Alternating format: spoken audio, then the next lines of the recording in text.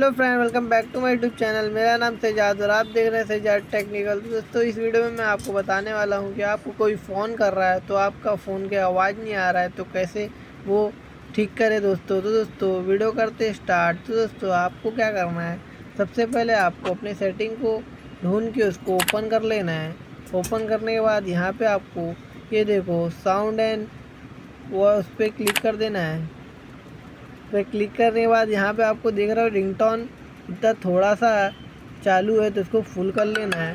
तो ऐसे आपको अपने फ़ोन का आवाज़ आना चालू हो जाएगा। तो दोस्तों, यही सेटिंग आपको करना है तो आपका फ़ोन जो कोई कॉल कर रहा है तो आवाज़ नहीं आ रहा तो आना चालू हो जाएगा। तो अगर ये वीडियो आपको पसंद आई हो तो बाय।